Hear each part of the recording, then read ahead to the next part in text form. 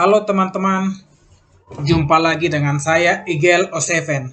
Pada video kali ini saya akan membahas sebuah buku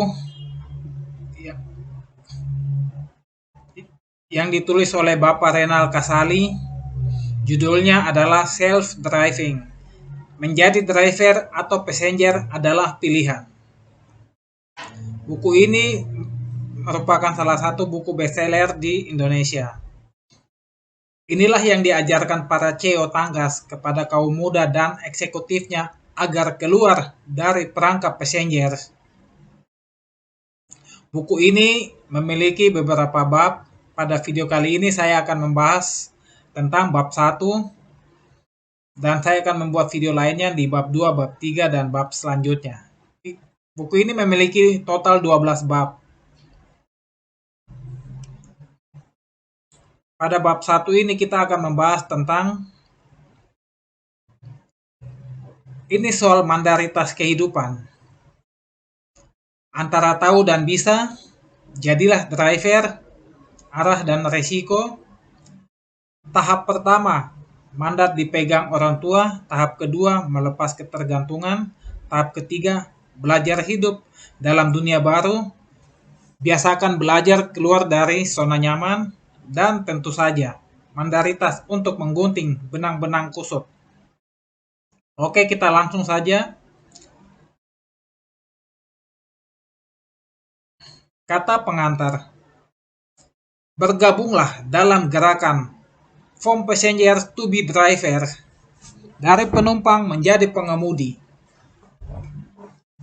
Beberapa waktu setelah saya menyelesaikan tugas sebagai ketua program Kaprodi di UI, saya menjabat sejak 1998 hingga 2013. Mungkin yang terpanjang di antara para Kaprodi di UI. Saya mendapat tawaran untuk memimpin sebuah universitas.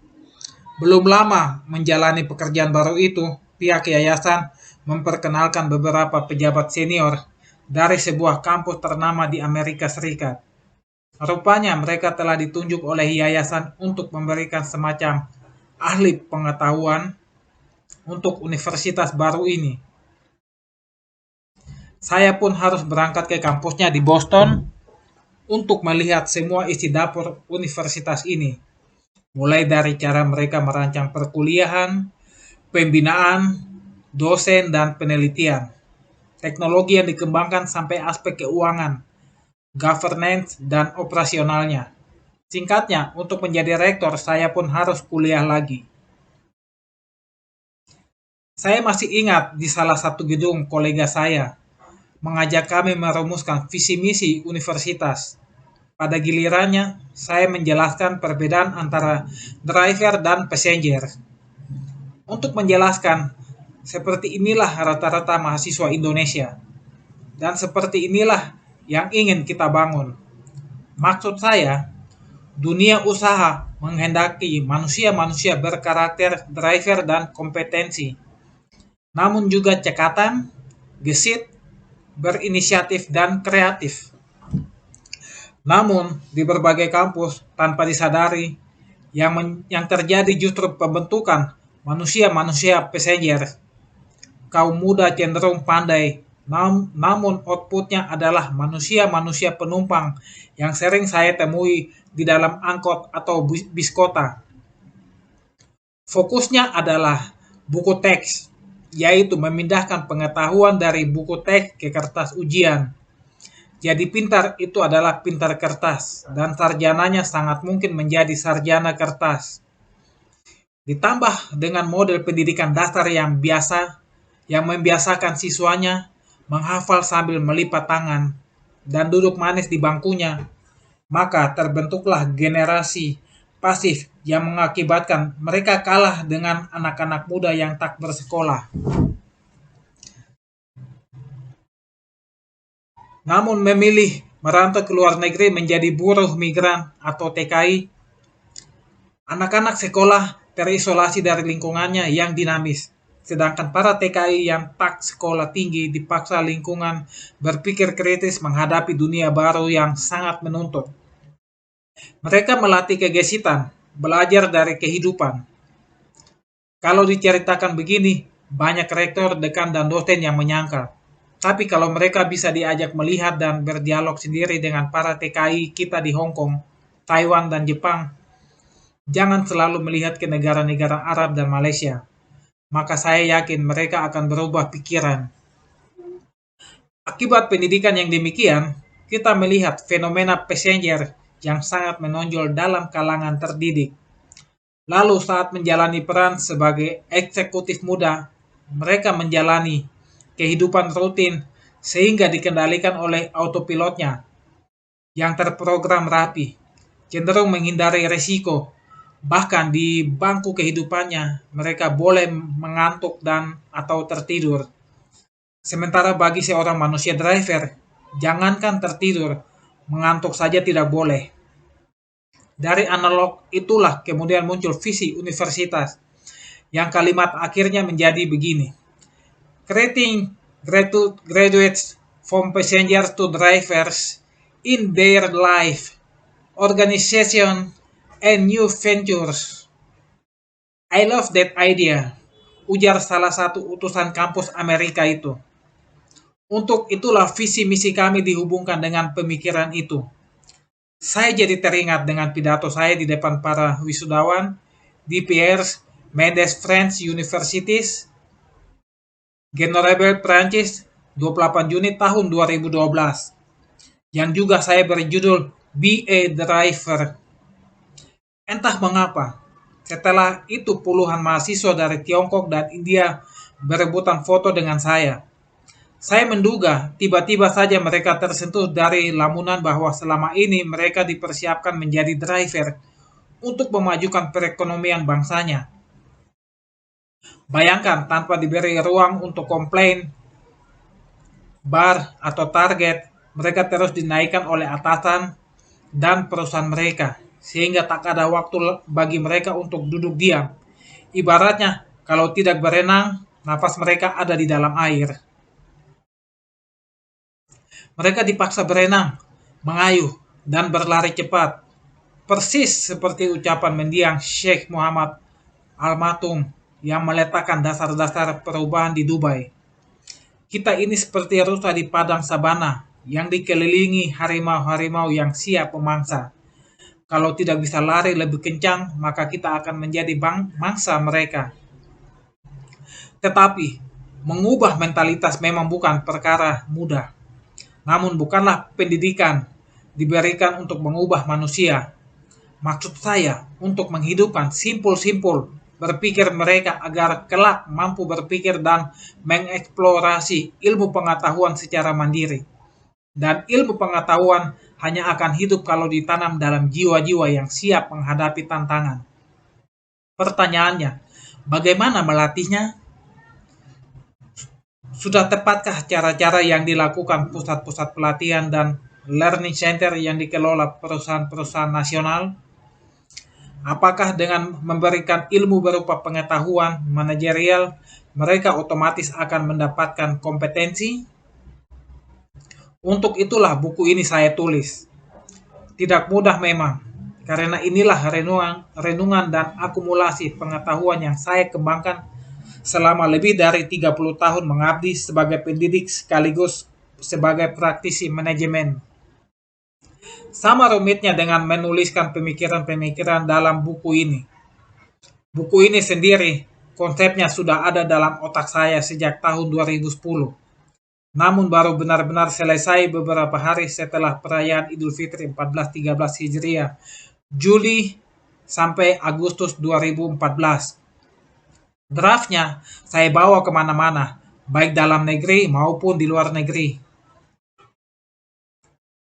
Memperbaharui cara berpikir, melatih kembali SDM, membersihkannya dari benang-benang kusut. Ini tentu tantangan besar bagi Indonesia yang kita cintai. Sebab ketika kita gagal mengemudikan kendaraan yang kita sebut sebagai self, itu bukan cuma 1-2 orang akan menjadi beban bagi lainnya, melainkan pudarlah keunggulan daya saing bangsa ini. Maka kalau Joko Widodo menyampaikan pentingnya revolusi mental, saya kira inilah salah satu jawabannya. Saya tidak tahu apa yang ada di kepala Anda saat ini. Tetapi saya tahu sesuatu yang mendasar tengah berubah di sebagian besar generasi muda bangsa saat ini. Untuk itulah saya mengajak Anda membacanya dengan penuh kehati-hatian, bersikap terbuka, siap menerima segala konsekuensinya, dan mulai terlibat dalam perubahan positif. Sebab ketika negeri memanggil, maka sesungguhnya tak ada seorang pun yang boleh menolaknya. Kendati demikian, Indonesia membutuhkan figur-figur yang bukan cuma pandai di atas kertas, tetapi juga gesit dan cepat bertindak. Semoga para orang tua, guru, dan eksekutif berkenan membacanya dan terlibat aktif dalam gerakan From Passenger to be Drivers. Selamat membaca. Rumah Perubahan, tanggal 7 bulan 8 2014, Renal Kasali.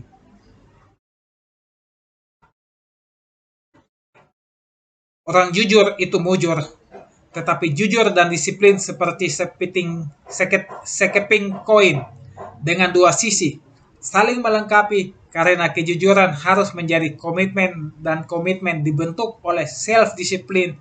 Inilah modal dasar self-driver. Kutipan ini ditulis oleh Iwan Setiawan, CEO PT Rintis Sejahtera. Bab 1. Ini soal mandaritas kehidupan. Kita semua adalah pemegang mandat kehidupan. Sewaktu dilahirkan, Tuhan hanya bersabda, inilah hidupmu. Setelah itu kita jelajahi sendiri. Karena suratnya dipegang oleh orang tua, mereka memelihara dengan penuh kesungguhan. Setelah itu suratnya pun dikembalikan dan pemegangnya bisa memilih untuk menjelajahi kehidupan itu dengan penuh tantangan atau diam saja sebagai penumpang. Menjelajahi kehidupan berarti bertaruh menghadapi tantangan dan perubahan seperti seorang pengendara yang tak bebas resiko. Kadang ia tergores, berbenturan dengan kendaraan lain, dan kalau kecelakaan dialah yang diadili, bukan penumpangnya. Sebaliknya, untuk menjadi penumpang, Anda boleh mengantuk, tidur, terdiam, tak perlu tahu jalan, bahkan tak perlu merawat kendaraan sama sekali. Ada yang menggunakan surat mandat itu untuk tumbuh dan berkarya, sedangkan yang lain menyimpan surat kuasa itu di dalam sakunya sebagai dokumen pribadi. Keduanya sama-sama punya mandat, tetapi kebenarannya berbeda. Dan tentu saja hidupnya berbeda. Kendati sebagian orang bilang ini adalah nasib, saya bilang ini adalah pergulatan hidup yang diawali. Ada atau tidaknya kesadaran mandaritas itu sendiri. Lihat foto berikut ini. Anda mungkin masih ingat ini adalah Ignatius Rian Tumiwa, 48 tahun, yang menggegerkan kita ketika awal Agustus 2014 meminta Mahkamah Konstitusi menguji materi pasal 344 KUHP terhadap Undang-Undang 45. Singkatnya, ia meminta agar dilegalkan untuk melakukan bunuh diri. Ia ingin mengembalikan mandat hidupnya. Mengapa harus bunuh diri? Dalam kesaksiannya, menurut Kompas.com, tanggal 4 bulan 8 tahun 2012, Rian mengalami depresi karena lebih dari setahun menganggur. Singkatnya, Rian menjadi putus asa. Padahal ia mempunyai gelar S2 dari jurusan Ilmu Administrasi FISIP UI. Bukankah ini cukup membanggakan? IPK, indeks prestasi kumulatifnya 3,32. Anda tahu dan bisa, IPK sebesar itu untuk kuliah di UI dan lulus pada tahun 98 jelas terbilang tinggi. Menurut berita yang saya baca, detik.com, tanggal 4 bulan 8 2014, kepintaran sekolah Rian terkonfirmasi oleh para tetangganya yang mengatakan Rian jenius. Ia bahkan pernah menjadi dosen. Konon hidupnya mulai tak menentu setelah orang tuanya meninggal. Membaca berita seperti itu membuat saya miris. Sudah lama saya komplain terhadap dunia yang saya geluti. Saya komplain ketika melihat Banyak akademisi yang mengukur kecerdasan mahasiswa semata-mata dari ujian tertulis, buku, tes, dan paper. Bahkan saya sering memergoki mahasiswa yang mendapat nilai A dari kelas marketing sebelumnya dan kini duduk di kelas saya. Saya mengajar internasional marketing, tetapi tidak mencerminkan kualitas A yang sesungguhnya. Bagaimana mungkin seorang dinyatakan jenius mendapat nilai A di kelas marketing, tetapi bicaranya saja ketus, berpakaian sembarangan, packingnya buruk, image-nya lebih dikenal sebagai siswa yang aneh, dan maaf, membosankan. Kok anak pintar begitu? Bahkan kata teman-temannya, maaf lagi, pacarnya tidak ada. Sambil berkelakar, saya bercanda. Jadi, kau dapat nilai A dalam marketing tapi tidak bisa marketing dirimu sendiri. Bukankah marketing itu berarti kepuasan pelanggan, melayani orang lain dengan baik, mengerti cara melakukan branding dan packing, dan membidik pasar? Mengapa tidak kamu tanam semua itu di dalam dirimu? Mengapa hal seperti itu hanya kamu simpan dalam otakmu? Inilah perbedaan antara tahu dan bisa. Sebagai pendidik, ini tentu mencemaskan karena kita tidak membekali mereka dengan prinsip-prinsip kehidupan itu sendiri. Pesan singkat, sesuatu yang ada pada dirimu, itulah kesadaranmu atau kendaraanmu. Ia telah menjelma menjadi kekuatan, mencipta, berkarya, berprestasi, atau berkreasi. Kita menyebutnya sebagai gabungan antara kompetensi, what you can do, kecekatan, how eager you are, dan perilaku, your attitude, your gesture. Prinsip yang ditanam di dalam, bukan di bagian luar, sehingga membuat manusia bukan sekedar tahu, tetapi bisa. Akhirnya, orang seperti ini akan kesulitan mencari pekerjaan atau berwirausaha. Mereka pasti kesulitan memasarkan dirinya sendiri dan jadilah yang tak diinginkan. Frustasi dan depresi seperti Rian tadi, kampus telah melibatkan diri terlalu jauh dengan melabelkan mereka gelar, ijazah, dan nama universitas yang terkesan hebat untuk sesuatu yang mereka tidak mampu. Serahkan kepada pemberi kerja. Banyak orang berpikir, label-label itu akan bekerja untuk saya. Padahal pendidikan yang benar mengajarkan, jangan jual label-label itu, melainkan jualah apa yang engkau miliki, yaitu dirimu sendiri. Ya, yourself, not your labels, not your UI, your ITB atau your UGM, not your VUI, or TITS, bahkan not your Harvard MBA. Mandat Tuhan untuk menjalani kehidupan itu berhubungan dengan kendaraan yang dipinjamkan Tuhan selama kehidupan berlangsung. Dan kita namakan self atau diri, yaitu yourself atau diri kita atau diri Anda. Diri masing-masing, kendaraan, itulah yang akan mengantarkan setiap manusia menuju impian-impiannya. Semua kendaraan itu baru akan menunjukkan keperkasaannya di tangan pengemudinya. Apakah ia dipelihara dengan prinsip-prinsip yang bisa dikerjakan seorang profesional driver atau di tangan seorang bad passenger? Lelaki penyakitan itu pun menjadi presiden Amerika Serikat.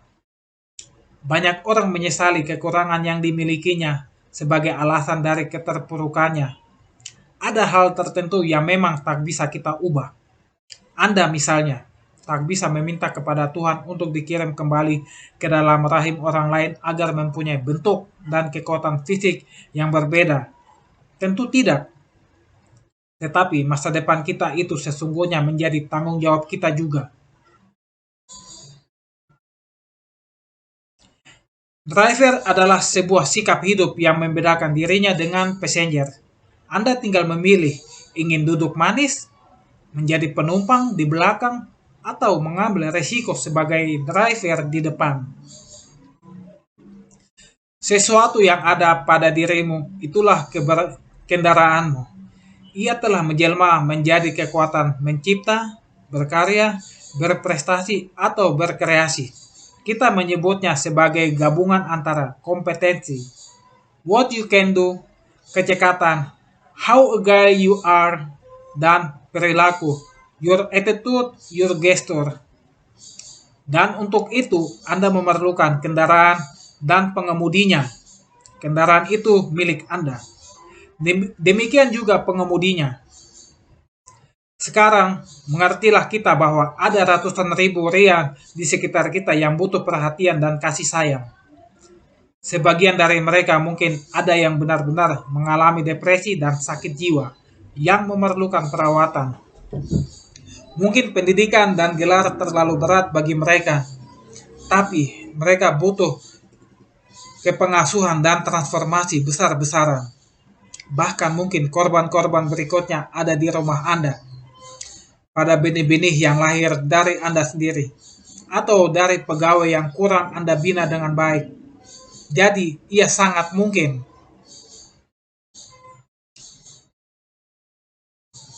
Saya ingin mengajak Anda merenungi kehidupan Presiden Theodore Roosevelt yang lahir di New York City pada tahun 1858. Ia anak kedua dari 4 bersaudara.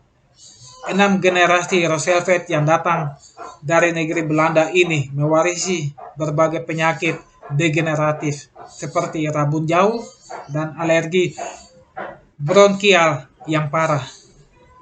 Sejak dilahirkan, Theodore Roosevelt atau TR panggilan akrabnya sudah mengalami serangan penyakit asma bronkial yang disebabkan pembengkakan selaput lendir dengan sekresi yang akut, sehingga saluran pernafasannya terganggu. Rangsangan saraf, makanan tertentu, serbuk sari yang banyak bertebangan pada musim semi atau gangguan emosional dapat dengan mudah memicu serangan asma pada dirinya. Episode tersebut terjadi selama masa kanak-kanak Theodore Roosevelt. Pada interval yang tinggi, ia sering tiba-tiba terbangun dari tidur nyenyaknya dengan terengah-engah, sesak nafas, dan wajahnya pucat kebiruan. Erangan-erangan halus sering menemani dirinya. Hari-harinya, pasien kecil itu sering kelelahan dan tidak bisa bernafas ketika berbaring.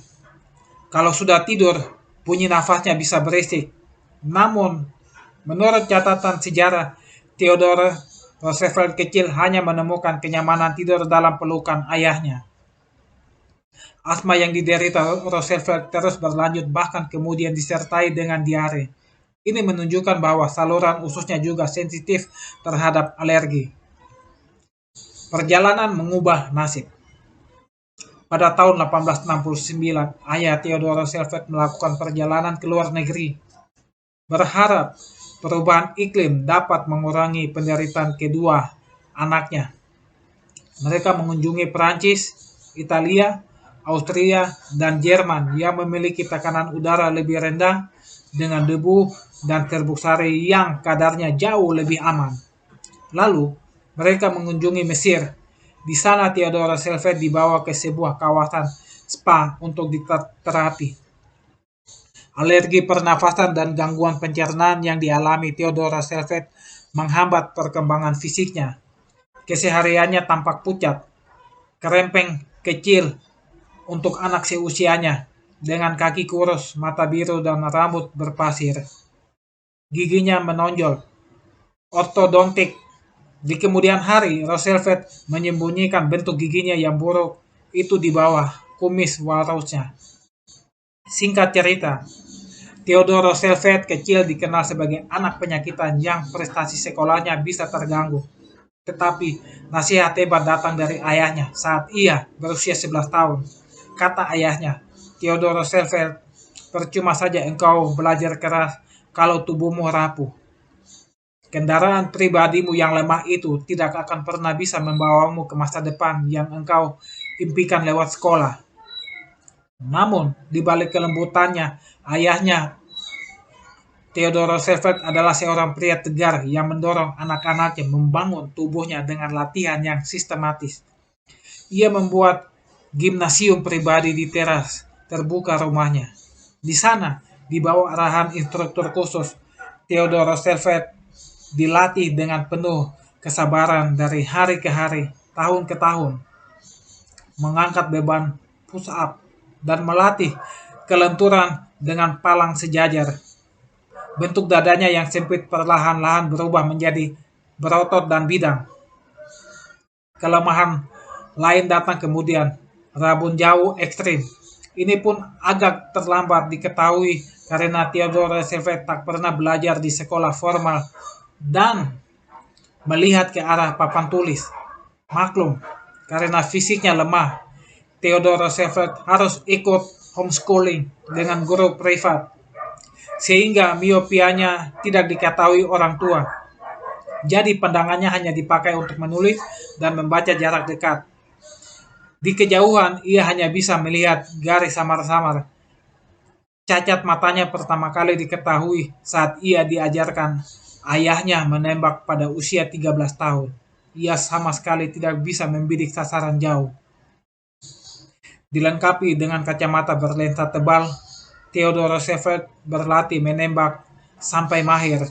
Ia pun terobsesi membangun keunggulan dalam permainan dan olahraga yang menyerukan kekuatan, ketahanan, dan keterampilan seperti tinju, gulat, mendayung, berkuda, dan mendaki gunung.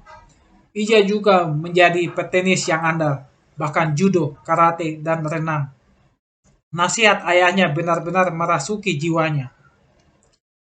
Berkat kerja kerasnya itu, ia diterima bersekolah di Harvard sebelum belajar hukum di Columbia Law School. Sementara di sekolah hukum, ia terpilih sebagai anggota Majelis Negara bagian New York, komisaris di kepolisian New York, sebelum diangkat menjadi asisten sekretaris Angkatan Laut oleh Presiden McKinley. Bahkan kemudian ia bergabung dengan resimen kavaleri untuk bertarung dalam perang Spanyol melawan Amerika di Kuba dan mendapat gelar pahlawan nasional. Belakangan, ia terpilih sebagai gubernur New York State pada November 1898 dan tahun berikutnya terpilih sebagai calon wakil presiden pada konvensi Partai Republik di Philadelphia pada 14 Maret 1901. Roosevelt mengucapkan sumpah sebagai wakil presiden dan pada usia 42 ia disumpah sebagai presiden Amerika Serikat termuda. Theodore Roosevelt yang kendaraan pribadinya dulu begitu rapuh, kini terkenal dengan ucapannya, melesat seperti roket. Sebab, selain sebagai negarawan, ia juga dikenal sebagai sejarawan, penjelajah pemberani, dan aktivis lingkungan yang tak tertandingi. Para sejarawan menyebutkan, mungkin ia adalah negarawan paling berhasil dalam sejarah bangsa Amerika. Jangan lupa, ia adalah Presiden Amerika yang membangun terusan Panama dan dianugerahi hadiah Nobel Perdamaian. Bayangkan, apa jadinya dunia hari ini kalau ayah Theodore Roosevelt hanya sibuk mengurus dirinya sendiri dan memanjakan anaknya yang lemah, menjadikannya passenger malas yang dibesarkan dalam keluarga serba ada. Bayangkan pula kalau Theodore Roosevelt berperilaku manja dan menyesali kelahirannya. Kalau itu yang dipilih, Anda pasti mengatakan itu sah-sah saja. Apalagi ayahnya adalah seorang saudagar kaya dan bankir. Ibunya juga keturunan dari Robert III, Raja Skotlandia. Sekedar menjadi passenger pun bisa hidup enak. Hartanya pasti tak akan pernah habis hingga beberapa keturunan. Juga ada di kantor Anda, menjadi bawahan, kolega, bahkan atasan-atasan Anda. Orang-orang terkenal bermental passenger baik yang sehat maupun bermasalah dengan hidupnya. Jadilah driver. Ini adalah judul sambutan dalam pidato saya di depan para wisudawan di Pierre Mendès French University, Genore, Prancis, Kamis 28 Juni 2012. Hari itu, selain peserta dari Prancis juga di wisuda lulusan MBA dari berbagai negara, termasuk dari China, Rusia, Brasil, dan Indonesia. Menurut saya, bangsa yang hebat adalah a driver nation, atau driver nation sendiri hanya bisa dihasilkan oleh pribadi-pribadi yang disebut driver atau pengemudi, yang menyadari bahwa ia adalah mandaritas kehidupan dan pemimpin-pemimpinnya sadar bahwa ia mendapatkan mandaritas dari rakyat untuk melakukan perubahan. Jadi, ada 3 hal yang harus dilakukan, yaitu bagaimana mendrive diri sendiri atau drive yourself. Yang kedua, mendrive orang lain atau drive people. Dan yang ketiga, mendrive bangsa atau drive your nation. Kalau seseorang tidak bisa mendrive dirinya sendiri, bagaimana ia bisa mendrive orang lain? Dan itu berarti tak ada kepemimpinan, tak ada yang mendrive bangsa ini. Drive nation. Jadi driver atau pengemudi itu apa? Bukankah di Indonesia ada jutaan orang yang berprofesi sebagai sopir? Kalau demikian, bisakah Indonesia disebut sebagai a driver nation? Tentu bukan itu yang saya maksud. Driver adalah sebuah sikap hidup yang membedakan dirinya dengan passenger. Anda tinggal memilih, ingin duduk manis menjadi penumpang di belakang atau mengambil resiko sebagai driver di depan. Di belakang, Anda boleh duduk sambil ngobrol, makan, bercanda, bahkan mengantuk dan tertidur. Anda juga tak harus tahu jalan, tak perlu memikirkan keadaan lalu lintas, dan tak perlu merawat kendaraan. Enak, bukan? Sebaliknya, seorang driver bisa hidup dimanapun mereka berada dan selalu menumbuhkan harapan. Bila seorang passenger menjadi kerdil karena terbelenggu oleh settingan otak yang tetap, maka seorang driver akan selalu tumbuh. Mereka mengajak orang-orangnya untuk berkembang dan keluar dari tradisi lama menuju tanah harapan. Mereka melakukan pembaruan-pembaruan dan menantang keterkukungan dengan penuh keberanian. Mereka berinisiatif, memulai perubahan tanpa ada yang memerintahkan, namun tetap rendah hati dan kaya empati. Seperti kata CEO Garuda yang dengan teguh memimpin transformasi. Kalau seseorang terlalu kuat logik, kasihan pegawainya. Kalau hatinya terlalu dominan, kasihan perusahaannya.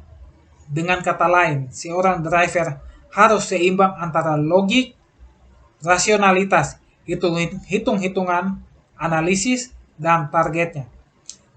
Dengan hatinya, empati, kepedulian, hubungan-hubungan sosial, dan tata nilai. Arah dan resiko. Sebaliknya, di depan seorang driver harus menentukan arah, membawa penumpang-penumpangnya ke tempat tujuan, dan mengambil resiko. Itulah yang saya maksud dengan sikap mental seorang driver. Dengan menjadi sopir kendaraan, seseorang belum tentu memiliki mental seorang driver. Banyak driver sering mengeluh, tak bekerja sepenuh hati, ugal-ugalan, dan merasa jenuh karena tidak punya pilihan. Driver's mentality yang saya bahas dalam buku ini pada dasarnya adalah sebuah kesadaran yang dibentuk oleh pengalaman dan pendidikan, bukan karena tidak punya pilihan. Lihatlah Sano Amis, Sugeng pada bab 4, dan Theodore Roosevelt yang tak menangisi kehidupannya, malah bertarung habis-habisan agar bisa mengatasi masalah hidupnya sendiri dan tak peduli beban-beban orang lain. Pendidikan yang mereka jalani adalah proses belajar, yaitu bagaimana memperbaiki cara berpikirnya dan cara menjalani hidup yang menantang. Sayangnya, banyak orang yang menempuh pendidikan tinggi dan menjadi sarjana, tetapi tidak belajar. Kalau Anda hanya menghafal, seberapa tingginya pun indeks prestasi Anda, maaf, itu bukanlah berpikir. Belajar artinya adalah berpikir ibarat seorang driver yang harus cepat mengambil keputusan di jalan raya yang padat. Ia bisa mengambil jalan-jalan lain yang baru sama sekali. Sedangkan menghafal dapat diibaratkan menjadi penumpang yang boleh mengantuk, tertidur, dan tak perlu mengambil resiko di jalan. Ia selalu melewati jalan yang sama pulang pergi. Membosankan. Driver yang baik memikirkan bagaimana mencapai tujuan tepat waktu. Selamat dan perjalanan menyenangkan. Lagi pula, berpikir tak ada batas waktunya. Ia tak berhenti hanya karena selembar ijazah telah diberikan. Bagaimana Anda bisa berpikir kalau Anda tidak berani mengambil resiko? Saya tidak pernah mendengar penumpang mobil ditangkap karena mobilnya menabrak orang sampai tewas. Ada yang kita baca, sopirnya lah yang ditangkap. Menjadi driver mengekspos diri terhadap resiko. Tetapi resiko itu hanya menjadi masalah kalau Anda ugal-ugalan. Terbukti jutaan pengemudi kurang dari 0,1% yang menimbulkan kecelakaan fatal. Dari 0,1% itu yang terbesar disebabkan oleh alkohol. Kebiasaan-kebiasaan buruk, anak-anak yang tidak diasuh orang tuanya dengan baik, obat-obatan terlarang, atau mengantuk.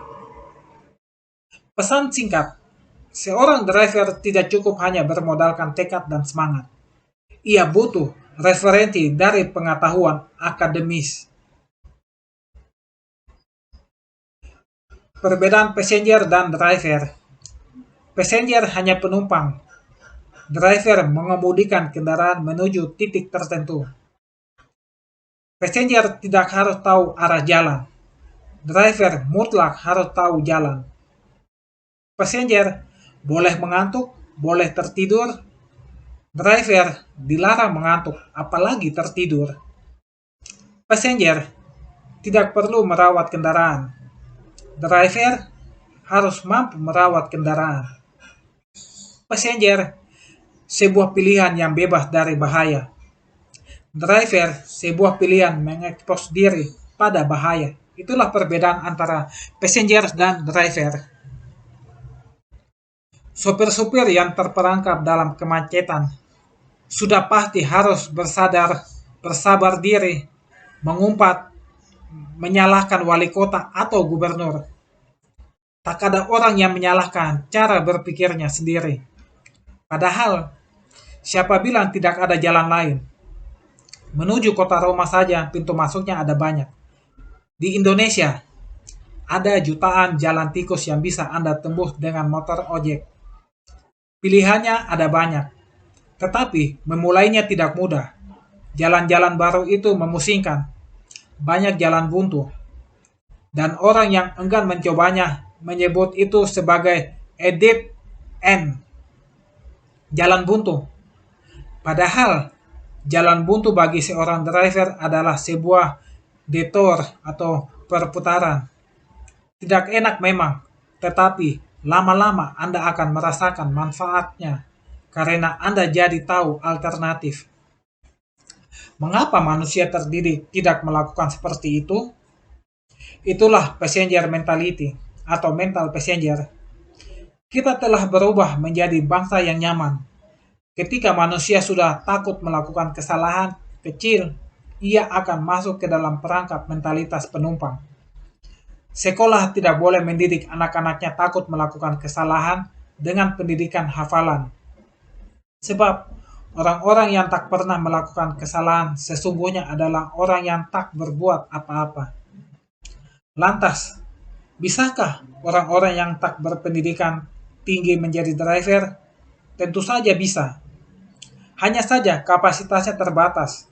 Seorang driver tidak cukup hanya bermodalkan tekad dan semangat. Cara berpikir yang tepat adalah modal penting. Tetapi, driver yang hebat juga butuh referensi-referensi yang kuat berasal dari pengetahuan akademis. Kita perlu menghubungkan satu referensi dengan referensi lainnya. connecting the dots. Jadi, perbaiki dulu cara berpikir, baru kita bisa bicara tentang a driver nation. Tahap pertama, mandat dipegang orang tua. Masalah yang kini kita saksikan di panggung dunia kerja dan dunia politik, juga dunia birokrasi dan akademik, sesungguhnya tak lepas dari bagaimana manusia-manusia Indonesia dididik dalam keluarga pada masa kecil. Tak mengherankan, setiap orang tua diberi mandat mengurus kelahiran dan tahap awal kehidupan manusia. Melalui tangan orang tua, bayi-bayi mungil yang tak berdaya itu diberi kehangatan, kasih sayang, kelembutan, asupan gizi, ASI, dan seterusnya. Kita sudah tak ingat lagi masa-masa itu, tetapi setiap saat mempunyai bayi kecil, kita manusia Indonesia meneruskan tradisi ini. Membendong, membalut mereka dengan kehangatan, melaburkan minyak telon yang harum, serta membersihkannya dari keringat dan kotoran-kotoran lainnya. Setelah itu, kita menjaga kehangatannya. Kita melatihnya berbicara, berjalan, dan seterusnya. Habis membendong, kita pun menggendong, lalu menuntunnya. Kitalah mandaritas kehidupan bagi anak-anak kita. Di tangan kita, mereka aman, nyaman, dan berkembang. Kemudian kita memikirkan pakaian, aksesoris, sekolah, guru, kamar, mainan, dan lain sebagainya. Anak-anak itu kita bentuk sesuai dengan keinginan kita. Sehingga setiap saat akan melakukan sesuatu, ia wajib bertanya, "Mama, ini boleh nggak? Apakah ini sudah boleh untukku? Sudah waktunya atau belum? Ini cocok atau tidak? Atau apakah ini mahal?" Demikian seterusnya, sampai ia dewasa dan kita menanyakan, "Rasanya baru kemarin engkau dilahirkan?" "Ya, rasanya baru kemarin aku memandikanmu, melepaskan popokmu yang penuh kotoran." Tetapi waktu berlalu, saat mereka sudah bisa berjalan sendiri, kita masih membelenggu pikiran mereka dengan hubungan batinnya. Pada pikiran kita, saat mereka ingin ikut berkemah dengan teman-temannya, kita katakan, "Jangan nak, nanti kau sakit." Atau saat ia ingin bepergian ke luar negeri, backpacking, kita pun mengeritkan dahi, mereka hanya boleh ke luar negeri kalau mama ikut. Atau kalau ada saudara yang menjemput, kita mencarikan mereka tiket yang sudah bisa mereka urus sendiri. Kita pula yang menentukan kemana sebaiknya mereka berlibur, sampai memilihkan travel agentnya dan membayarkan semua biayanya. Kita berikan yang terbaik agar anak-anak terlindung dan tidak tersesat, aman dan nyaman. Bahkan saat mereka memilih pacar, kita pun menetapkan syarat-syaratnya. Kita yang memilihkan atau setidaknya mungkin menetapkan persyaratan-persyaratan lahiriah calon pasangan hidupnya. Kalau sudah menikah, bahkan tak sedikit orang tua yang mengatur kehidupan anak cucunya. Tempat tinggal, karir, gaji, dan sebagainya masih banyak diurus orang tua. Rasanya, ketergantungan yang besar semakin hari semakin banyak kita saksikan. Yang kita lupa, anak-anak itu telah tumbuh menjadi manusia dewasa yang mampu berpikir sendiri karena kita melatihnya. Namun, kita tak rela menjadikan mereka manusia dewasa yang mampu berpikir sendiri. Kasihan anak-anak itu. Alih-alih menjadi manusia merdeka, mereka bisa menjadi pengeluh yang selalu kembali ke sangkar induknya. Mereka menjadi passenger dalam kendaraan besar keluarga. Tahap kedua, melepas ketergantungan. Di usia peralihan itu, anak-anak Anda mulai bertemu dengan saya, dan sebentar lagi akan berada di dunia eksekutif bisnis. Apakah ini bangku kuliah, di ruang-ruang pelatihan, atau lewat sosial media? Saya pun mendengarkan keluh kesah mereka. Padahal sebentar lagi mereka menjadi manusia dewasa yang berganti peran dengan orang tua. Saat bekerja nanti, apakah masih tergantung pada orang lain tanpa inisiatif? Kadang saya gemas melihat keraguan-raguan di tengah keceriaan teman-teman mereka. Kadang saya khawatir mengapa mereka membiarkan hidupnya terpasung oleh sesuatu yang dibawa dari masa lalu. Saya menerima anak-anak pintar itu dengan penuh sukacita, tetapi saya langsung teringat dengan burung-burung merpati yang dulu pernah saya koleksi. Burung-burung itu semakin hari semakin banyak karena teman-temannya terus berdatangan.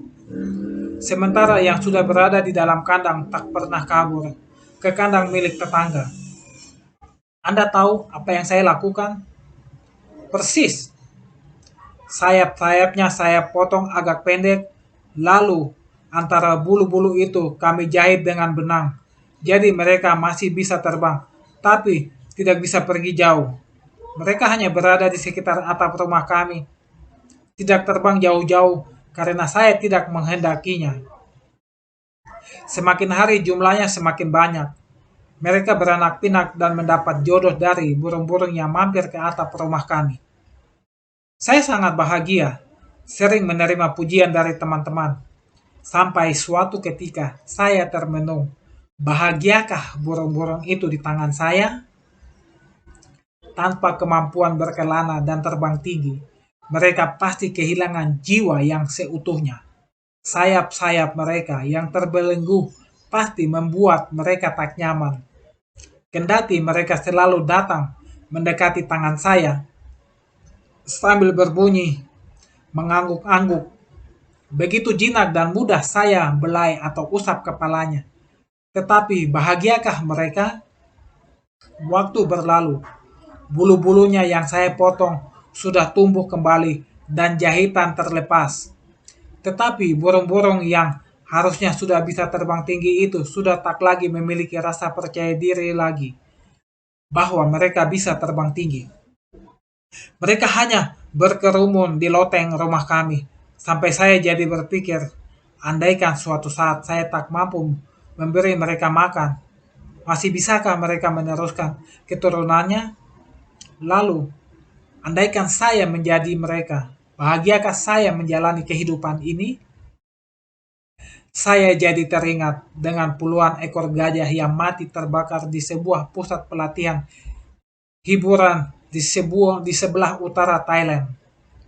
Selain gajah, ada ribuan ekor hewan lain yang berhasil diselamatkan atau terlepas ke alam bebas setelah pintu-pintu kandangnya dibuka oleh para petugas.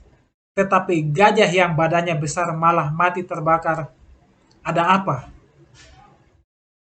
Menurut ketentuan yang berlaku, kalau terjadi kebakaran, justru gajahlah yang pertama-tama harus diselamatkan. Apalagi di sana gajah dianggap sebagai hewan yang disucikan. Maka diperiksalah semua petugas yang terlibat.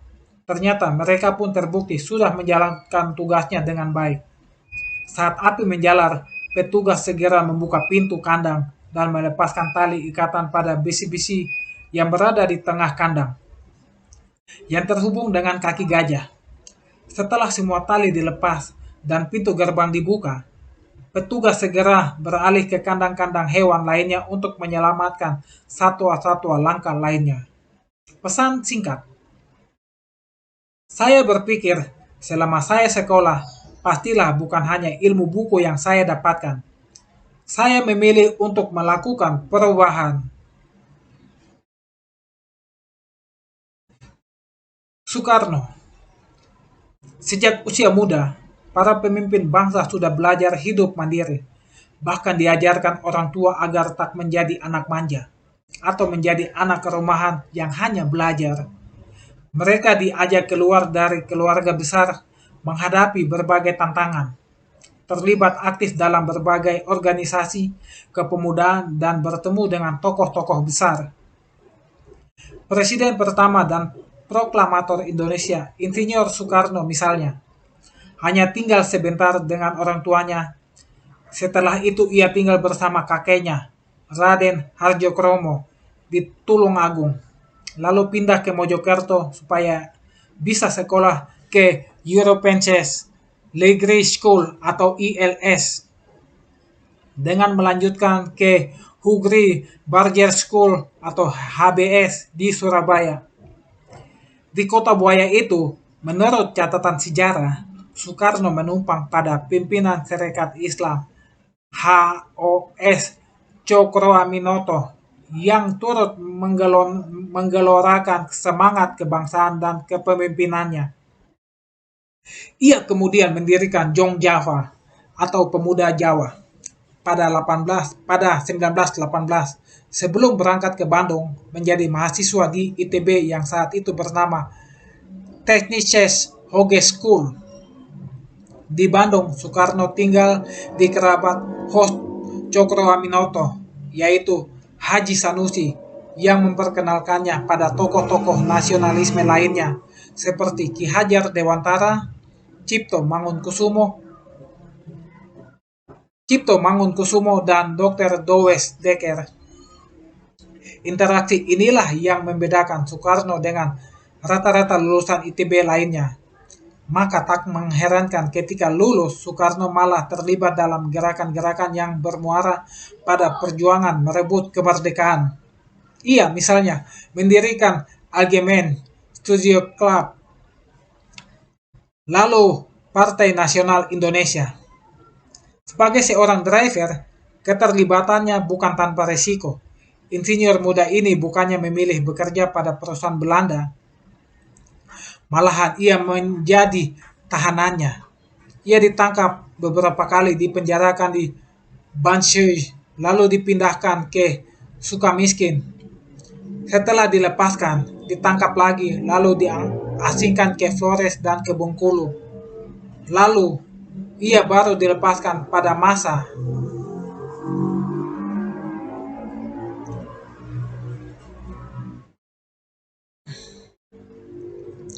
Mengapa gajah-gajah diinjak? Mengapa gajah-gajah jinak yang bertubuh besar itu tidak selamat? Jawabannya mudah saja. Seorang pawang gajah menjelaskan, gajah-gajah itu ikut kami sejak masih bayi. Sayalah yang melatih mereka. Jadi saya kenal watak mereka. Dan supaya tak lari kemana-mana, sejak kecil kaki mereka kami pasung. Dan kami ikat dengan tambang ke tiang besi. Lalu kalau berjalan, memasuki hutan, semua tali mereka kami lepas dan selalu harus ada kami. Mereka menjadi gajah penurut yang riang hidup bersama kami. Saat kebakaran melanda, prosedurnya adalah buka kandang dan lepaskan talinya. Tetapi karena tambangnya tetap terikat di kaki, mereka berpikir kaki mereka tetap terpasok, meskipun ujung tambang sudah tak diikat ke tiang-tiang besi. Ujar pawang itu sambil menangis terseduh-seduh. Badan boleh besar, ototnya sudah pasti kuat untuk berlari keluar dari bahaya, tetapi pikiran berkata lain. Gajah-gajah yang seharusnya bisa diselamatkan malah mati terbakar. Renungan itu membuat jiwa saya berkecamuk. Setelah kembali dari studi di Amerika Serikat, sebagai pengajar bergelar PhD, saya seperti mendapat otoritas keilmuan untuk melakukan perubahan. Apakah sudah puas mengajarkan dengan cara memindahkan isi textbook ke kepala mereka atau harus lebih dari itu? Saya berpikir, selama saya sekolah, pastilah bukan hanya ilmu buku yang saya dapatkan. Saya memilih untuk melakukan perubahan. Apalagi saya melihat kontras antara anak-anak di sini yang terlihat banyak ketakutan dalam mengungkapkan isi pikiran dan analisisnya kendati sudah dewasa, dengan anak-anak yang dilepas orang tuanya merantau dan melanjutkan sekolah ke jenjang yang lebih tinggi di luar negeri. Di Amerika Serikat, saya bertemu dengan ribuan anak muda dari berbagai bangsa dengan berbagai cerita. Ketika banyak anak Indonesia begitu manja hidup dari beasiswa atau tunjangan orang tua, saya justru bertemu dengan kaum muda dari Republik Rakyat Tiongkok, Vietnam, Kamboja, Aljazair, Mesir, Israel, Rusia, Bahkan Amerika yang dibiarkan orang tuanya belajar hidup. Mereka harus bekerja setengah mati untuk membayar sewa apartemen, makan sehari-hari, dan membayar uang kuliah. Tetapi mereka mendapatkan kemandirian.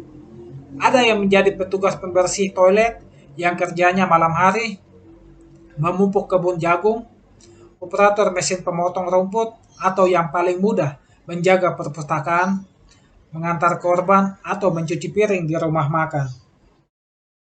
Saya termasuk kelompok yang harus bertarung untuk mendapatkan beasiswa dengan bekerja. Istri saya juga harus melakukan antar jemput anak-anak tetangga ke sekolah dan memberi mereka titipan. Saya menjadi asisten riset dan mengajar di kampus. Kalau tidak bekerja keras, kami tidak bisa bersekolah, apalagi berlibur keliling Amerika. Apakah dengan menjadi manusia yang mandiri, rasa respek kami terhadap orang tua pudar? Tentu saja tidak. Kita hanya menjadi lebih realistis menghadapi tantangan kehidupan. Karena kelak kita pun akan menjadi orang tua bagi anak-anak kita. Kita juga menjadi tempat bertanya bagi orang tua, bahkan mungkin sebaliknya, kitalah drivernya. Dan orang yang dulu menjadi driver, kita kini duduk manis menjadi passenger yang harus kita layani. Itulah manisnya kehidupan. Mungkin orang lain melihat sulitnya kehidupan yang harus dilalui anak-anak menjelang dewasa bisa terharu dan iba. Apalagi mereka yang kita tahu hidupnya bisa enak dengan kiriman uang dalam jumlah besar dari kantornya masing-masing atau orang tua. Tetapi sekarang, 10-20 tahun kemudian, keadaannya serba terbalik. Saya justru merasa kasihan menyaksikan hidup mereka yang dulu begitu dimanjakan. Tak sedikit di antara mereka yang kini kesulitan berselancar dalam dinamika kehidupan yang berubah-ubah dan penuh ketidakpastian.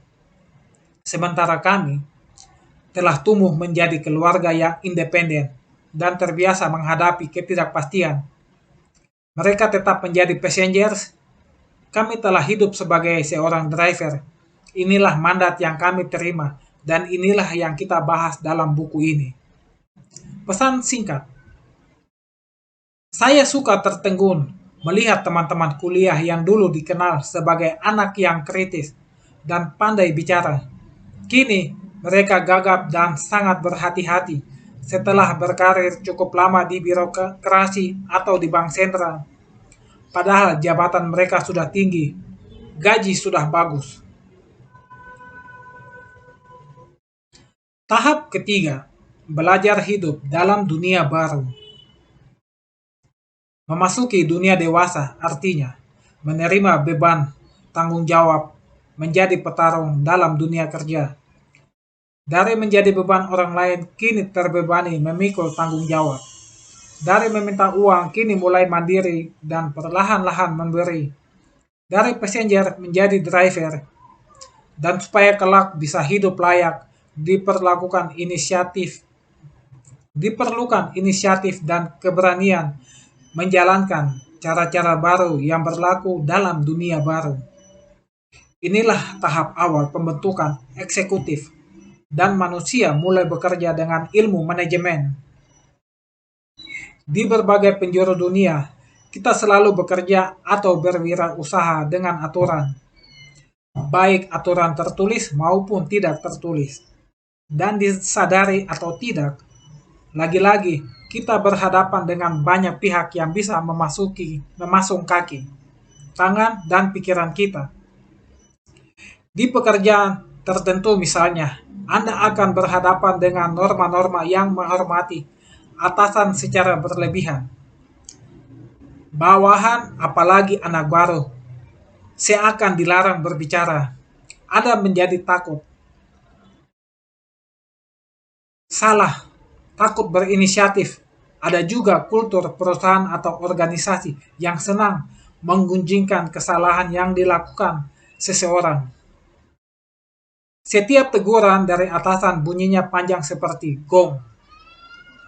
Kita juga menemukan kultur yang melarang bawahan berpendapat apalagi menuliskan pendapat profesionalnya. Di media massa, saya suka tertegun melihat teman-teman kuliah yang dulu dikenal sebagai anak yang kritis dan pandai bicara. Kini menjadi gagap dan sangat berhati-hati setelah berkarir cukup lama di birokrasi atau di bank sentral. Padahal jabatan mereka sudah tinggi, gaji sudah bagus. Dalam berbagai rapat kerja yang saya hadiri, mereka terlihat takut berbicara. Ilmunya hanya digunakan di luar rapat, saat berbincang di meja makan, sedangkan saat keputusan akan diambil, mereka diam 1000 bahasa. Padahal ini keputusan strategis untuk memangkas perilaku buruk, birokrasi, atau menaikkan pajak. Apa yang membuat mereka kembali menjadi passenger? Bagaimana manajemen mengatasinya? Kultur adalah salah satunya. Generation gap bisa jadi masalah berikutnya. Anda tahu kan, pada tahun 1990-an, pemerintah menerapkan zero growth untuk PNS. Lalu pada tahun 1998, Indonesia mengalami krisis ekonomi dahsyat yang membuat banyak perusahaan memberhentikan pegawai dan sejak saat itu menghentikan rekrutmen. Jadi ketika manajer di garis tengah hilang, mereka baru kembali merekrut 10 tahun kemudian.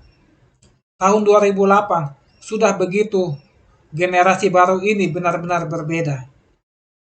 Saya menyebutnya sebagai Gen C, yang artinya Connected Collaboration, Curious Co-Creation, Content Creator, dan saling mengopi, cemilan.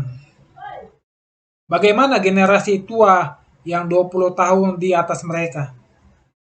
Perhatikanlah ilustrasi berikut yang saya pelajari di sebuah perusahaan besar produsen semen yang mengundang saya memberikan seminar tentang Bridging the Generation Gap. Pada 2012, saya bertanya, ponsel apa yang mereka gunakan?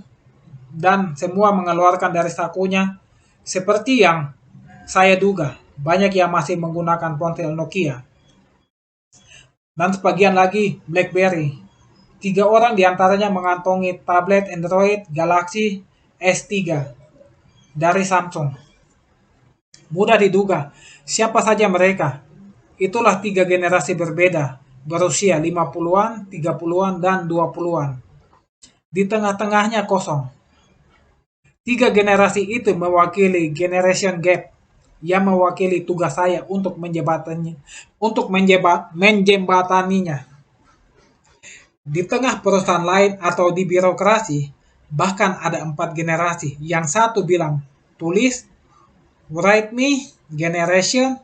Yang lain bilang, telepon saya, call me.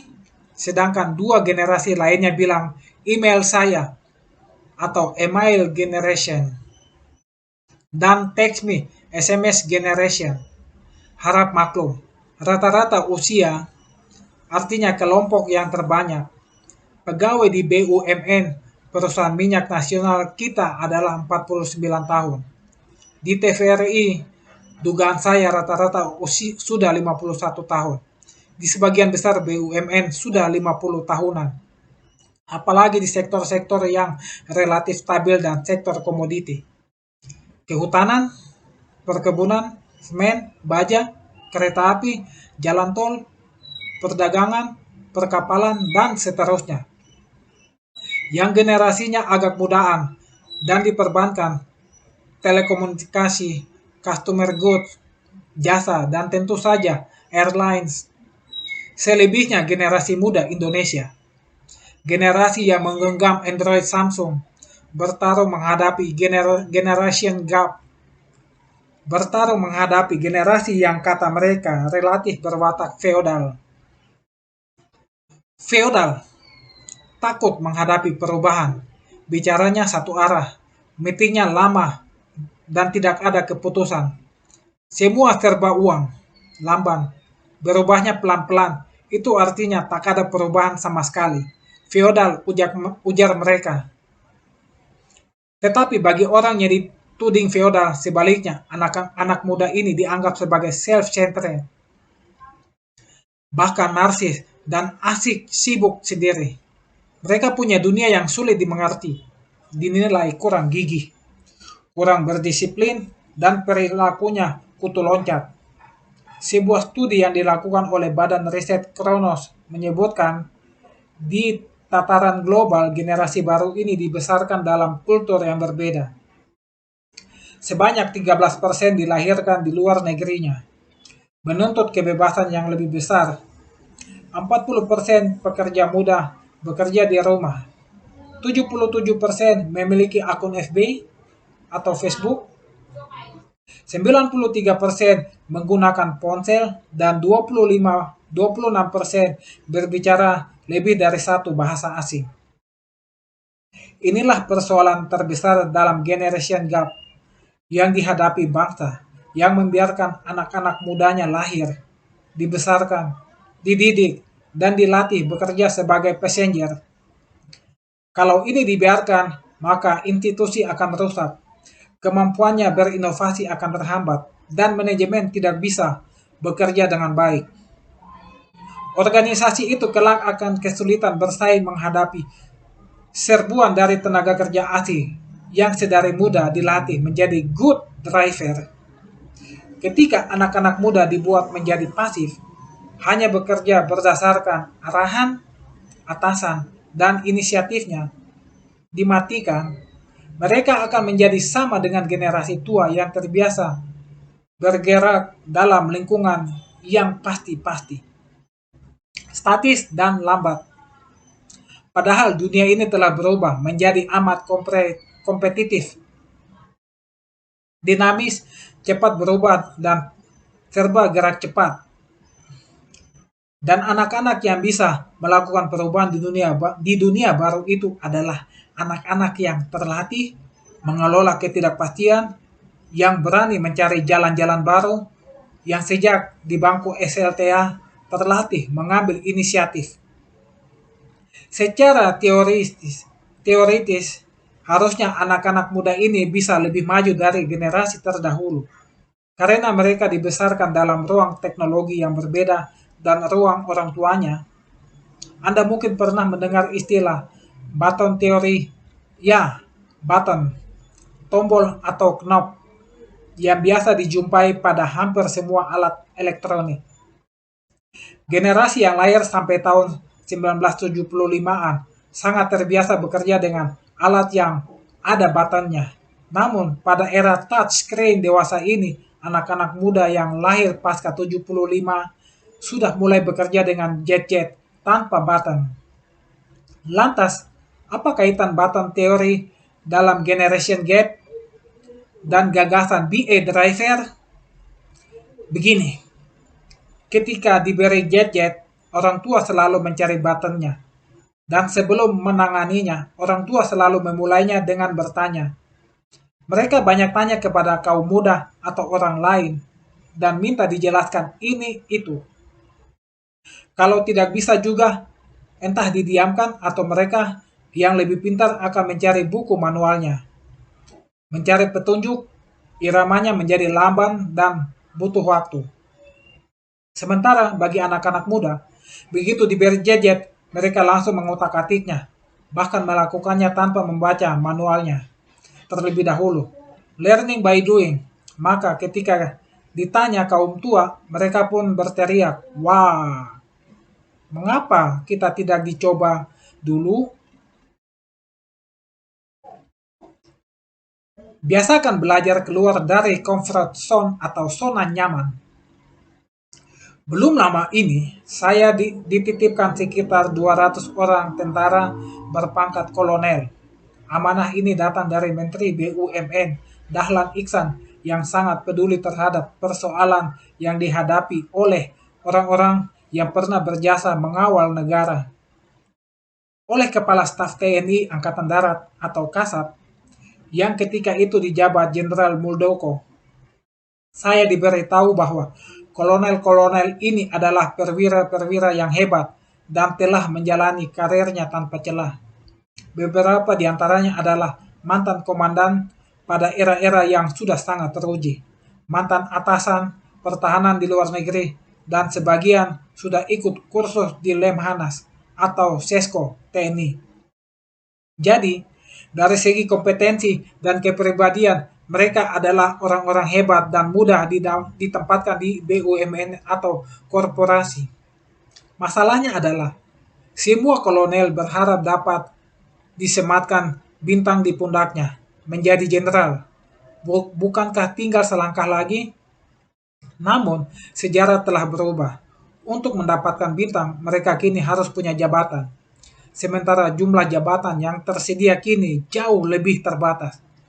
Kalau dulu mereka direkrut pada era Orde Baru dalam jumlah besar, maka itu tak lain karena saat itu posisi yang tersedia bagi perwira Angkatan Darat sangat banyak.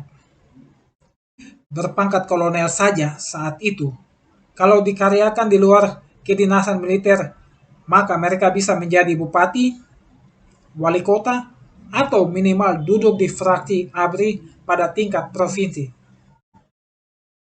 Kini, semua peran itu sudah hilang.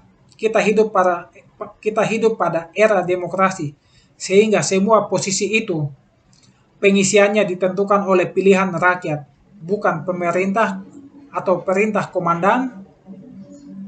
Kini tinggallah para kolonel yang merana. Karirnya hanya bisa vertikal di kemiliteran dan jumlah jabatan yang tersedia amat terbatas. Bahkan untuk menjadi Panglima TNI saja harus bergiliran dengan perwira tinggi bintang 4 dari angkatan lainnya. Apa yang harus dilakukan Angkatan Darat? Kasat bersama Menteri BUMN mengambil inisiatif. Kolonel-kolonel ini perlu dilatih ulang, dipersiapkan menghadapi medan baru yang sama sekali berbeda. Executive functioning. Mereka harus dihidupkan kembali. Kalau memungkinkan, mereka bisa berkarya di badan-badan usaha milik negara, bahkan memulai usaha sendiri pada skala industri. Apakah perkebunan, pertambangan, atau bahkan perdagangan dan jasa. Bukankah mereka punya keterampilan dan pengetahuan yang baik? Hari pertama mereka mendapat arahan dari markas besar saya melihat sikap kesatria yang luar biasa. Sepanjang waktu saya mengajar, tak pernah saya menentukan disiplin seperti ini. 30 menit sebelum acara, semua peserta sudah siap, duduk tegap dan tidak mengeluh. Semua arahan dijawab siap. Tak ada yang menawar. Namun esoknya, para instruktur memberi laporan. Kegamangan mulai terjadi saat mengetahui bahwa mereka harus ganti kuadran, meninggalkan profesi tentara. Bapak tahu, kamu ini 20 tahun tinggal di dalam panser, yang lain menimpali. Kami ini 25 tahun membela negara. Kemana sekarang negara? Instruktur saya menjawab, benar. Membela negara itu baik dan berjasa. Tapi kini saatnya Bapak dan Ibu membela diri sendiri. Apakah sanggup kita jalani?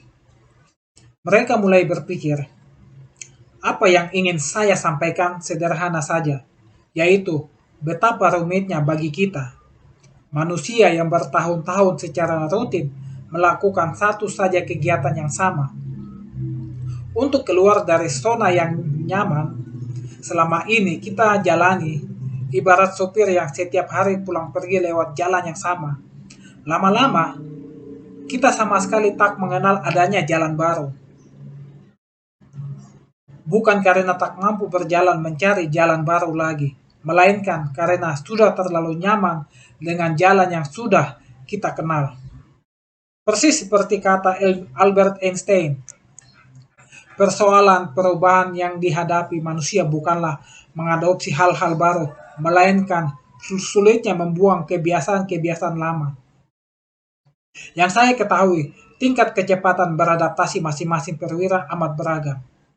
Ada di antara mereka yang begitu cepat mengambil tindakan dengan melakukan pendekatan pada narasumber-narasumber untuk segera bergabung sesuai dengan keahlian mereka.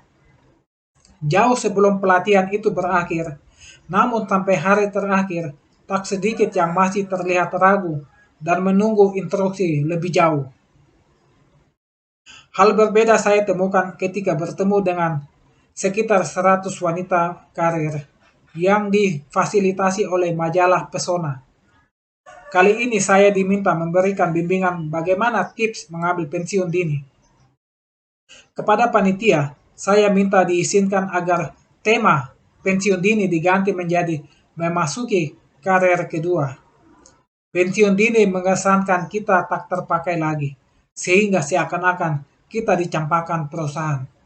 Padahal, karir kita adalah tanggung jawab kita, dan mereka yang mengambil inisiatif untuk berganti kuadran di usia 40-50-an adalah sama dengan belajar kembali. Bedanya, kalau Anda seorang profesional di dunia usaha, maka Anda bisa berkarir di perusahaan sejenis atau bidang sejenis. Pilihannya amat luas.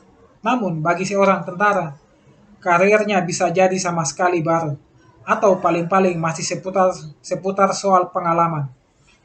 Tetapi, karir kedua bisa dilakukan siapa saja. Tak harus pula pada bidang kegiatan yang sama. Anda bisa kuliah lagi, lalu menjadi dosen atau guru, peneliti, penulis, pekerja sosial, pengarang, pembawa acara, pekerja seni, pemandu wisata, menjalankan hobi, atau berwirausaha. Dan pilihan yang dilakukan dengan sukarela itu bisa diambil karena banyak alasan. Semisal kita menyadari karir kita di perusahaan lama sudah mentok, gaji tidak naik-naik, keluhan pribadi mulai banyak, kepuasan hidup menurun, ancaman dari orang-orang yang lebih muda dan jauh lebih cemerlang yang kini mulai menyalip ke atas, dan lain sebagainya. Pokoknya ada kesadaran pribadi untuk banting setir. Dari berkarir sebagai passenger di kuadran lama dengan keinginan menghidupkan self-driver yang lama tertidur, untuk masuk ke kuadran kedua yang sama sekali baru. Sebab bagi seorang passenger yang karirnya sudah tak berkembang lagi, kalau diikuti dengan ketidakpuasan terus-menerus, maka besar kemungkinan dapat menjadi toxic employee, bad passengers, alias pegawai yang tersakiti sekaligus sakit dan menyulitkan orang lain. Itulah bedanya pilihan yang dilakukan orang lain atau dipaksa dengan pilihan yang kita ambil sendiri dengan penuh kesadaran. Kelompok yang pertama pasti disertai datangnya kegalauan, keluar dari comfort zone atau zona nyaman, dan kekhawatiran tinggal di dunia yang sama sekali baru. Sedangkan yang kedua muncul kesadaran kuat untuk keluar dari zona nyaman itu. Dan tentu saja, mandaritas untuk menggunting benang-benang kusut. Tanpa great driver, dunia ini sepi. Yang ada hanya kumpulan benang-benang kusut yang saling membelenggu. Tanpa itu, manajemen organisasi tidak efektif. Para ahli menyebut simpul benang kusut itu sebagai rigidity, kekakuan, keterbelengguan. Di dalam simpul-simpul kusut itu terdapat kumpulan passengers. Dan benang-benang kusut itu dijalin oleh para penumpang jahat yang dipimpin bad drivers dan menggadang perubahan. Bad passengers di dalamnya tak berani mengambil resiko apapun. Enggan melakukan terobosan strategis, cenderung berorientasi ke masa lalu, atau bahkan terdiri dari orang-orang yang saling melindungi kepentingan-kepentingan pribadi. Medan seperti itulah yang dihadapi para pemimpin pada abad ke-21.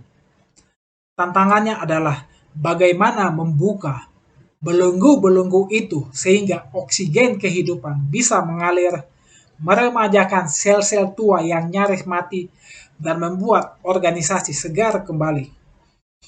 Disinilah kita membutuhkan seorang driver, seseorang yang menyadari bahwa ia memegang mandat dari rakyat untuk melakukan pembangunan ekonomi, melakukan breakthrough, dan memperbaiki kesejahteraan. Namun, para pemimpin butuh dukungan keluarga-keluarga yang kelak akan menjadi pemasok SDM. yaitu apakah keluarga-keluarga mau membentuk anak-anaknya menjadi driver atau sekedar menjadi passenger. Semua ini sangat berhubungan. Sejak Anda melihat bagaimana Bandara Kuala Namu yang sudah direncanakan sejak tahun 1992, namun baru bisa dibangun karena peran seorang great driver Muhammad Yusuf Kalla pada tahun 2005. Ceritanya begini, sebuah pemicu meledak pada Senin pagi 5 September 2005. Ketika itu pesawat Boeing 737-200 milik Mandala Airlines yang mengangkut 112 penumpang dan 5 awak dari Medan tujuan Jakarta jatuh menimpa 5 rumah warga Kelurahan Padang Bulan. Hanya sekitar 100 meter dari Bandara Polonia, sebanyak 96 penumpang dan awak pesawat tewas. Di darat, 44 orang penduduk setempat ikut jadi korban. Di antara penumpang yang tewas adalah Tengku Rizal Nurdin, Gubernur Sumatera Utara periode 2003-2008. Hari itu, Rizal Nurdin berencana ke Jakarta untuk mengikuti rapat dengan Presiden Susilo Bambang Yudhoyono atau SBY. Kecelakaan itu menyentak perhatian Muhammad Yusuf Kalla, Wakil Presiden Republik Indonesia periode 2004 sampai 2009. Segera setelah itu, ia meminta bandara dipindahkan ke Kuala Namu. Kalau tidak, korban akan terus bertambah. Apalagi terminalnya sudah terlalu sempit, kata JK. Kapasitas terminal Bandara Polonia hanya untuk penumpang 900.000 penumpang per tahun, tetapi realitasnya sudah lebih dari 6 juta. Pemindahan Bandara Polonia di Medan ke Bandara Kuala Namu di Deli Serdang sebetulnya sudah dirancang sejak tahun 1992. Lahan untuk Bandara Kuala Namu pun sudah disiapkan sejak tahun 1995. Namun entah karena apa, pembangunannya terhenti. Sebagai seorang driver, JK memimpin sendiri rapat-rapat pembangunan bandara di ruang VIP Bandara Polonia atau di kantornya di Jakarta. 10 bulan kemudian, 29 Juli tahun 2006, JK pun meletakkan batu pertama pembangunan Bandara Kuala Namu. Waktu itu, berjalan-jalan di sana masih becek, sehingga harus dipasangi papan di atasnya. Cerita salah seorang direksi Angkasa Pura II. Ia lalu diminta dibuat perencanaannya. Desain pertama bergaya Batak dan satu lagi bergaya Melayu. Namun sekitar 35% penduduk Sumatera Utara orang Jawa. Jadi kalau desainnya pakai gaya Batak orang Jawa dan Melayu, marah. Kalau pakai gaya Melayu, orang Jawa dan Batak marah. Akhirnya saya bilang, pertama, saya mau yang fungsional saja. Lalu kedua, saya mau bandara itu green, hemat energi. Ketiga, saya mau airport yang modern. Lalu, untuk pembangunannya, semua arsitek dan kontraktor harus nasional. Jangan pakai orang asing, ujar JK mengenang pembangunan itu. Selama ini, pembangunan bandara-bandara di Indonesia memang dikerjakan oleh kontraktor-kontraktor asing. Bandara Soekarno-Hatta misalnya, arsiteknya adalah Paul Andrew, yang juga merancang pembangunan Bandara Charles de Gaulle, Prancis. Sementara kontraktornya adalah Aéroport de Paris, juga dari Prancis. Meski banyak yang sinis, JK jalan terus. 2 bulan kemudian, Wakil Gubernur Rudolf Pardede datang dengan membawa 2 model. Model pertama, di belakangnya ada mall. Satunya lagi ada apartemen. Maka ia pilih salah satu dan minta Rudolf Pardede untuk tanda tangan. Tapi Rudolf tidak berani karena orang Medan minta gaya adat. Akhirnya saya yang tanda tangan. Lalu saya minta menterinya juga tanda tangan. Akhirnya disetujui. Saya bilang, segera beritahu arsiteknya. Konsepnya selesai, ujar JK. Tetapi masih ada masalah, tanah dengan PTPN 2. Maka saya datangi rumah Dirut PT PN2 dan makan siang di rumahnya. Saya tanya, mengapa tidak menyetujui ini? Apakah ada masalah? Dia bilang tidak ada masalah. Selesai, ujarnya lagi. Saat ia singgah, ada demonstrasi terkait soal ganti rugi. Saya bilang, kasih 2 kali nilai jual objek pajak atau NJOP. Supaya kalau pindah mereka bisa beli tanah lagi. Sebab biasanya kalau suatu lahan dibebaskan, harga tanah di sekitarnya langsung naik. Kalau hanya diganti senilai NJOP, mereka tak akan mampu beli lagi tanah di sekitarnya. Sekitarnya lagi pula, ini proyek nilainya triliunan rupiah. Masa ngotot tawar-tawaran 10 juta atau 20 juta, jangan pelit tuturnya. Untuk menjadi seorang driver yang hebat, kecepatan mengambil keputusan perlu didukung dengan wawasan yang luas. Ini misalnya tampak saat para arsitek yang mendesain bandara bertanya kembali. Apa maksudnya fungsional, modern, dan green? Dengan tangkas JK memberi jawaban, kalian pergi ke Jepang, Cina, dan Eropa. Cari airport untuk penduduk 20-25 juta orang. Ambil fotonya, lihat detailnya, dan kalian buat yang seperti itu. Namun, masalah selalu muncul. Kali ini soal anggaran yang ternyata belum pernah dimasukkan ke dalam APBN. JK mengatakan, mulailah dengan uang perusahaan sendiri. Gunakan dana Angkasa Pura II. Kalian punya uang kan? Ternyata ada. Jadi, pembangunan infrastruktur kita terhambat bukan karena tidak ada uang, melainkan karena semua pemimpin bermental passengers menunggu untuk didatangi, bukan memulai. Mereka juga cenderung tidak melakukan terobosan-terobosan strategis untuk cepat memproses. Tentu saja seorang driver tak bisa hanya main perintah. Ia harus memantau terus rencana-rencananya dan disiplin. Ia pantau tiap 3 bulan. Di sini, sekarang kita punya bandara yang ada kereta apinya, saling terkoneksi, dan para pilot sudah tak perlu lagi khawatir mendarat di dekat pemukiman penduduk yang padat dan mulai mengepung dengan bangunan-bangunan tinggi. Bayangkan apa jadinya negeri ini kalau semua pegawainya berkarakter passengers, sementara pejabatnya tak menyadari bahwa ia adalah pemegang mandat untuk menggunting benang-benang kusut.